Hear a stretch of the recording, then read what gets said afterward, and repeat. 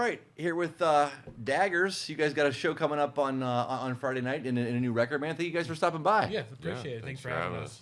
Oh, So it's the same like twins. Yeah. So tell me a little bit about this new record, man. You sent me in advance of it. It sounds great. I was just saying it really kind of captures what you guys sound like live. Like, Yeah. you know what I mean? Like it is every bit as intense as the live show that you guys have, which is a hard thing to do sometimes when Yeah. you're recording really loud, noisy rock. Yeah. Sometimes it's hard to get that. But yeah, talk a little about kind of where you recorded it and sort of how everything came together. So we recorded it with our friend Trevor up in Cleveland. He kind of took it on for us and turned into like a fifth member of the band during the process, which was really helpful.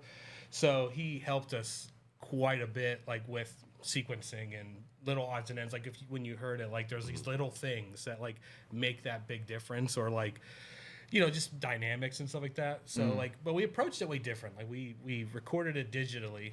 Like, so there's no real amplifiers on the recording, but it helped us get them loud like that and clear and like just kind of have a modern recording, which was strange for me. You know, I've always used a tube amp, turn it up to whatever, but like now just like being mindful of like the listener and like how's it going to sound or how's it going to portray when you hear it live, like took that into consideration a little bit. So the approach was a little bit more tactical, I guess you can say. Yeah, it's like I said before we started, like the last record sounds like that, and it works, but I think we were mindful this time of actually wanting it to be like consumable without losing the edge of it, you know. So yeah, I think it came out really well. What do you guys I hear a lot of different things kind of going on in your music. I hear thrash, I hear hardcore. It's kind of a mix of a lot of stuff. But yeah, I mean, what are some of the influences that you guys are kind of drawn from, especially for this record? You know, I'm a self-admitted Paramore fan, so like it's kind of strange that, you know, like you hear our record and you're like, I don't get that anywhere in there. But you know, honestly, for me, like a lot of it's not what you would expect. I wish I had a laundry list of these subgenre bands that I could tell you, but like. There's a few, like, you know, like there's a band Nails that I like a lot, you know, that helps kind of give that edge to Both it. Suckers. For Nails, like I think Nails is great. But there's bands like Ceremony, like punk bands and stuff like that kind of help you like find that kind of like angst maybe you didn't have anymore or you needed to find somewhere. So, you know, mostly this one particularly, I would not say was music influence to me. It was definitely a state of my life influence. Yeah, that translates on both sides. I think the two of us were in quite some time, and it made for like a very intense sonic record and lyrically too. But I think that I would agree in that it's mostly like a real record about life than like bands we like. Yeah, I didn't really think about it. You know, we're putting it together. I was like, I want this to feel bad. I want this to feel, or in that sense, like, sure, intentionally, but like, I want you to feel not great on some of the moments. Like, there's some things that happen where you're like, okay. Yeah. Which, you know, like, we're going to, like, the music part, I definitely stopped thinking of my guitar as a guitar, and I was just thinking of it as a thing that I was using to, like, I know it sounds cliche, just like to make these sounds, to make it make sense to me, you know, and some of it, you know, sounds boneheaded on the guitar, but like the part's really simple. It's like well below your skill level, but like it's the right part for what you need it to be. And it just feels good to play. It's two notes, but like there'll be moments in the album where there's literally two notes happening, but they're the giantest two notes you've ever heard in your life. Yeah. So lyrically, what do you guys kind of touching on this? You know, and what were you both going through, if you don't mind saying, kind of led sort of the inspiration to, you know, of the songs and the sound. Like Maverick wrote the lyrics. I mean, we definitely talked about what we want them to feel like in some of the subject matter. I wrote 0 lyrics, so I don't want any credit for that.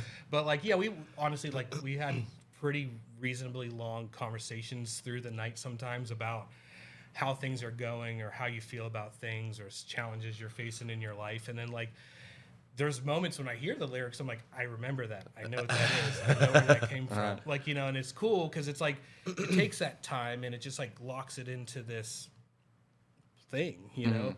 And it's strange because now that it's coming out and my life is not feeling that way anymore. So listening back to it, I almost feel strange because I'm like, wow, that's not where I am now. You're right. But like at the moment, like it was the place where it was going. And it was like, that's what the band's always been for me. Is like, I'm going to put all these things in this. I'm going to try to be the best person I can be, and all the bad things I'm going to try to dump in here. Put it in here. Yeah. Like a bank. You know? It's like this presentable nightmare sometimes, and then other times it's positive. I also am in a very different place, so it's it's definitely interesting to hear them and play them, having written them, and like kind of step away from it a little bit and be like, sounds bad. You know, and I don't want to like make it scary, but like, you know, like there was bad times, like, you know, like as a person, you know, like, and it's hard to admit that, you know, especially as an adult, like where you're like this album title is How Could You See It Any Worse? Like everybody has sat there in their chair or their bed or their car after work or before work or whatever, and you're just like, this is the bottom. And then trapped. I wanted to make something that says that there's better than that, but there's also worse than that. So like it's kind of like it's not always the bottom. It could go farther, which is the bad way to look about it, or it can go higher. Yeah. You know, so how could this get any worse? When we came to that title, I was like, I've felt that way for a long time. Yeah, there's a hook in one of the songs that just portrays the only way out is down. You know, so it's dark in the sense of it, you know, but you know, and the thing I sent you, the way it's sequenced out, like it should feel like you're going through these things, you know, like it's kind of paced a way where like there's slower parts and there's faster parts, there's really intense parts, and there's this really, really like kind of dreadful parts, you know, like which is like at the end you're like, I don't know if I'm happy or sad about it. The end's very ambiguous. It's kind of like it like lets you kind of think about it, because I think the message of it was very intentful and very strong, and then, definitely a lot of that intensity and misery is, I don't know if this is the best word, but you know, this thing, and it kind of like I didn't want it to end and be like, I feel lame now, you know. I kind of wanted to be like, well, did it get better? And then like you could just like sit with it a little bit, and I think it tails out in a way. And in the length of the record, I think is perfect for the level of it. Yeah, I don't think it can be more than if you're going that intense, it's kind of like hard to it might get 14 minutes is the right amount of time, because when I listen to it as a whole piece, I'm like, it feels long. It feels long, but like in reality, it's only 14 minutes. So I don't know if that's good or bad. You posted something online about starting a new job and kind of finding sort of a new headspace. And I don't think, and I'm sure a lot of people can relate to this, and I certainly can. Before I came to this job, like when you're at a place or you're somewhere where you're just like, it's just this constant, it might not be like insane levels of stress, but it's like this constant just like, this fucking sucks. Like, and we're just, and you start stacking those days and weeks and months on top of each other. Yeah. Like it really fucks with you. Yeah. You know, and it does. And, you know, and I'm a very intense person, you know, so like I take everything like as hard as I can, you know? So like, you know, like, if you're ground into dust every single day, and not that, and my job was a little bit of that, you know, but, you know, there's just like living through your life, and like, I was in a spot where like, you know, like Kendrick Lamar, like hates Drake. Like that was me. I was there, you know, I'm like, you're getting up in the morning and you're just not into it, or like, you know, even playing a show, you're like, I got to go do this show now. And you're like, fuck, what am I doing? And like, you know, you're like, then tomorrow I got to do this, and like, you know, and then you're indirectly making people mad, and then you're just like wondering what you're doing. And, you know, for me, like getting a little bit older, I was like, I need to do something like to now, like, because sooner or later I'll be 50 and I'll be like, wonder where my life went, you know? So like, some counteractment to that. Yeah, did you finish? I wasn't trying to cut you off. No, sorry, I'm good. I mean, like, it's just one of those things where like, my message after that is like, if you feel like that, do something about it. You know, it's scary. It's kind of overwhelming. and you got to just jump sometimes because like your life is so important. And like it sounds crazy because I have this super nihilistic rock band, and I'm like, hey, do right by yourself first, you know? Right. No, 100%. Like live for yourself. Like make your friends happy, make your family happy. Like don't chase the dragon, man. I think you get stuck in a loop, and like I had a lot of I have had a lot of issues with just like being kind of this like feral animal. That's a good way to put it. Yeah, just like really intense, really. I don't know. Feral is a good way to put it, but like, I came back. I moved away. I quit like a 8-year career and left a very long relationship, and then also stopped doing a lot of drugs and like being an unmanageable person. That's how I'd probably put it. Just being like a completely unmanageable person. Really well applied when I wanted to, but like a lot of the themes in the record are kind of this like rocket ship I took into the ground until I like actually couldn't anymore. And I think that resolution of the same, I changed every single thing about my life because I was gonna die. Like it was just destroying everything. And I agree with that kind of that, like he said, it's a very like nihilistic kind of dark band, but I think the message is a little more on the positive side. I think if you can take a lot of that intensity and like get through it and like make it out of it, and then get to look around, you're like, shit. Right. Yeah. Not to turn the interview into some dark thing. I was like, it's gonna come up, and we're gonna be like, yeah. So we were like really not doing good. So this thing has a lot of that going on, and like, you know, and some people might notice it, some people might not get it at all, you know. But you know, there's moments where I remember like sitting there with Trevor, like putting it together. I'm like, this has to feel this way. Whatever we have to do to make it feel this way is like, because like for me, it was like I was really into like the listener. I was like, what is the listener gonna hear? Like listen with headphones on, you know, like try to really take it in, because like there's 6 guitar parts on some parts. There's all these things going on that like you can hear in your car, maybe if you turn it up all the way, but like just like burying all these things into this thing, and like almost like, and then you just lock it up. That's it. You know, like that's over now, and we'll go back to it when we're ready to do it, right? I get you. Well, I'm glad you guys are in a better place now. And like I said, the record comes out Friday. Where can everybody get the record? I mean, just a Bandcamp, I assume, and can stream it wherever. Spotify. You know, you search us on Spotify. We're the only Daggrs spelled wrong. So Daggrs. Daggrs. So if there's any smart listeners out there, this is very mid 2000s where you leave some letters out. You don't need them. So what's the next? I guess what are the next kind of 6 months look like for you guys? I mean, obviously you guys are playing. Well, first off, you guys are playing Friday night at Westside Bowl. It's I've got it here: Daggrs, Super Corruptor, Black Spirit Caravan or Black Spirit Crown. Sorry, Feckweed, Apocalyptic Fist of the Black Death, Trash Mountain. Am I missing anybody? I don't think so. That's pretty much everyone. Yeah. I think so. But yeah, so you guys are headlining that Friday. Yes. And we're going to play our album, which we don't, if anybody's ever seen us, we're really a very concise thing. We don't talk. We play our songs, boom, boom, done. We're going to try to play those songs as like whole unit, because we're putting it out that day.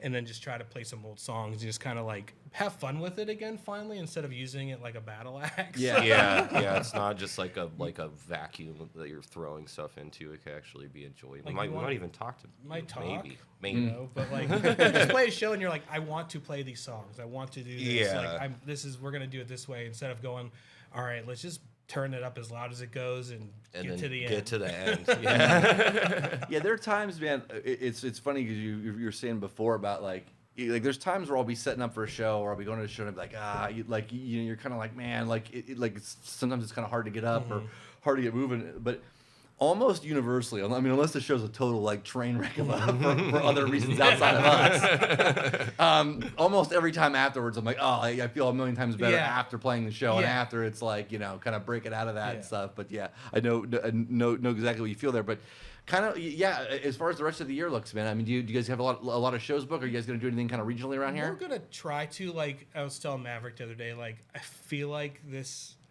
will be the first foray in trying to be a real band. Like we've always existed as this thing that like some even phenomena. like earlier on, like I never really considered it a band. I was like, this is the thing I do with my friends. We play these songs, and sometimes we write songs and play them once and whatever, you know. And it just like had this outlet, you know, for me and my friends and stuff like that. And like now I'm like, okay, I'm proud of this recording that's going to come out. So let's try to do something with it and see if people like it or if they want to book us or whatever. But like, I wouldn't say there's any grand scheme plans or anything. I want to play with my friends, you know, play shows with my friends. Like if depending, no matter what genre, like if someone's like, let's play a show together, like let's probably do it. As long as it's not backed up, let's do it, you know?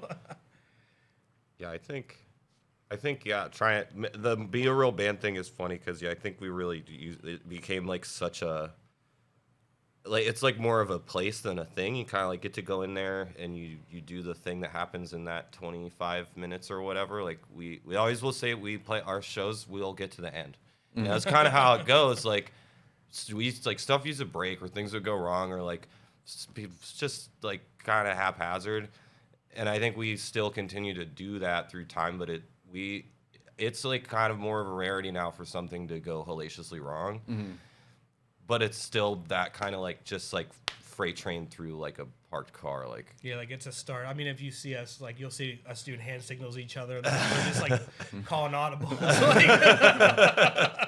It's like being a quarterback. Like you know, you're like skipping this one. I'm out of breath. yeah, or just some odd hand motion to one another. Daggrs has its own ASL. But I think trying to be a little more involved because people receive us.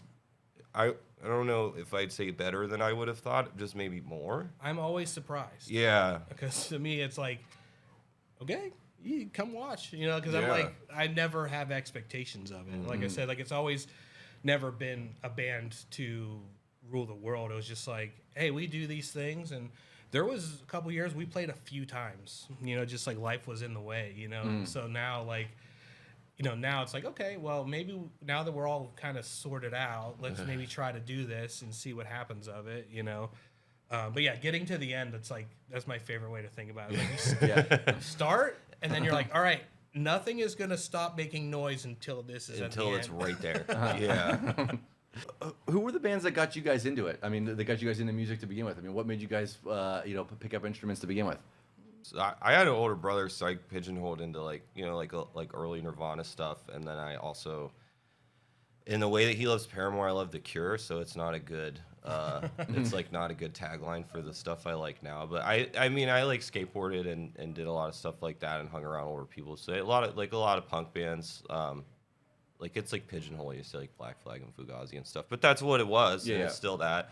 And then I don't like metal because it's like it's a little too fantasy for me. So when I kind of found hardcore and like kind of like earlier metal quite converged is like one of my favorite things ever. And then getting into more like power violence, like Torch Runner and like Nails and stuff like that. Like just it found a way that like punk rock could also be devastating without the like pretend songs of metal music. Right. No, for me, like, you know, thinking about starting playing guitar or the way you approach it, like, you know, it's always functioned for me. Like, I guess, like, I earlier on, I did try to actively be a, like, proficient guitar player and, like, learn the sweeps and all that stuff. And, like, it wasn't how like, James Hetfield is my favorite guitar player because, like, he just plays the rhythm guitar, he blasts it, it's always straight on, it's always tight, you know. So, like, an influence, you know, like, obviously Metallica, you know, like, I, like, try my best to downpick everything. Like, I try to be authentic with it. You know, it's hard, though. But, like, you know, stuff like that. Like, but, like, I grew up, like, you know, listening Alice in Chains and all that stuff with my, like MTV with my mom in the morning and stuff like that. So, like, not as, like, I guess, extravagant. I like I said, I wish I had a bag of bands. Like, I'm sure we could go through band lists of things. But, like, generally, like, in my car, I don't listen to things that sound like what we do. Like, I think that helps it maybe be a little different because there's not so many outside influences. I try to separate from it, especially when we're writing songs. Like, I just try to, like, I don't want to try to copy or get super influenced by anything. But generally, like, Metallica, Alice in Chains, Nirvana, like stuff like that was like my core stuff, you know, like that I really kind of like Alice in Chains riffs were huge, you know, so like to me like I want to have a huge riff. It doesn't necessarily be the hardest riff, but like you think about like Them Bones or something like that, like it's just a chromatic riff and it's heavy, you know, there's not too much to it. So stuff like that was always what kind of made me excited, you know, like flying around on a guitar is great. Like I have a lot of friends that can do it and it's super impressive and I love playing with them, but like I don't get the same thing out of it. So like to me, it's just like if I can just blast like a real tight percussive riff, that's like my favorite thing. So if you guys could share the stage with anybody, let's say, give me the ultimate 3-band bill that you guys are part of. So you're one of the bands. Who would the other 2 bands be? like As far as like any band, any kind of dream band I'll be or honest, something like you want to play with. the show that I want right now is Daggrs Rebreather album. That's the show that I want. I know there's tons of bands to think from, but those are my friends, and I want to do it with them, and we've never done it as like 3 bands. Yeah, all of us at the same. So like, I want to do that with them because like to me, it's like it's more of a friend thing. Like I want to put that show on with my friends. Yeah. I mean, it's great. I mean, if you can, everybody can say, "Oh, we want to play with Black Sabbath." Yeah, Right? like But like you know, like to me, like my joy would be more in like having a really killer show with like your friends from your town, and like that's more important to me. You know, everybody can. Everybody's fans overlap. It's just like a big thing everybody can all get into. That would be the best for me, I think.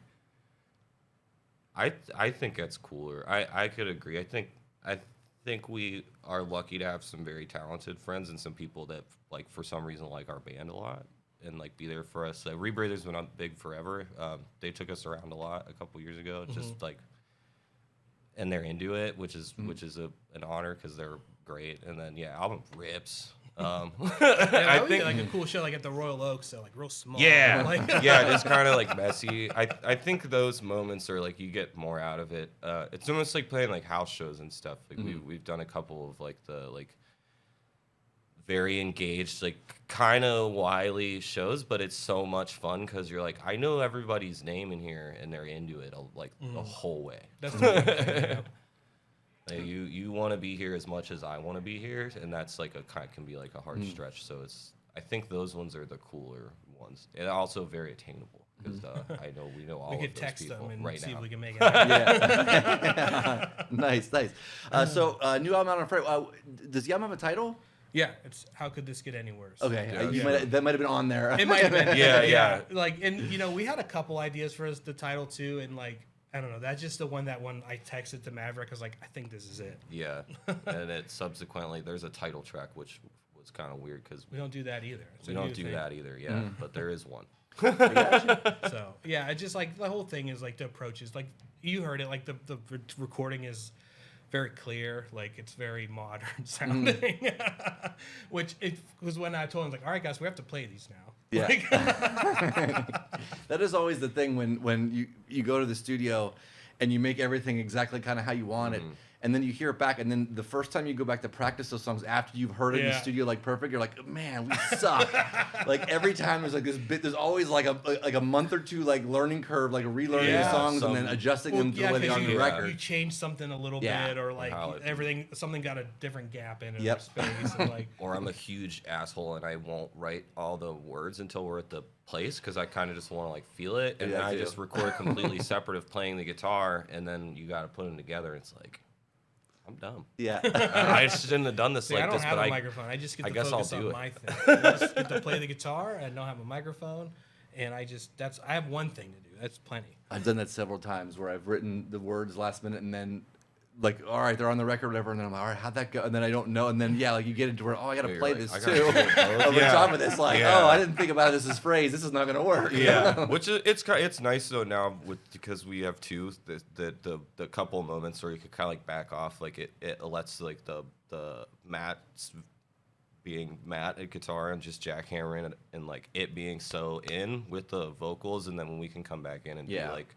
Kind of wily together, it's fun, but it leaves like a little more room for grace, which is cool when it is allotted. Nice. One more question for you guys. Obviously, so you guys, again, you guys are playing Friday night at West Side Bowl. A new record comes out Friday. Kind of what's sort of your overall opinion of the Youngstown scene here? It seems like there's, especially with West Side Bowl opening up and stuff, there's way more opportunities, a lot more bands than there's ever been, which is cool to see because you probably remember like there were years where there was like no bands. It felt like it. It felt like like nobody, and it was like I remember just getting constantly asked to open or play shows and stuff, and it's like, well, we can't play every show because we're the only band hanging around. You know what I mean? But be here every day. Yeah, right. I like it. I think it's going good. I think everybody could afford to work together better. I guess like as a unit, as an actual scene of people. Play shows with bands that don't match and take the risk on the one band and play open for them or whatever and just see what's going on. Like, because. It's easy to sit back and pick and choose. I mean, I'm guilty of it. But I think everybody just collaborating and working together and just having the insight to like, hey, if somebody puts out a good record, that gives maybe more eyes to everybody, and then somebody else can put out a good record, and it's like it doesn't have to be a competition. You know what I mean? It's just like, hey, if your album's great, I'm happy because if we play with you, maybe more people will catch my band, and it works for everybody. So I think if I had any advice to it, it's just like, be happy for your friends doing good. Yeah. I got you. Well, we'll close on that. But guys, thank you guys so much for stopping by, man. And best of luck with the show on Friday and the album release. Thank you. Thank you. We'll be there.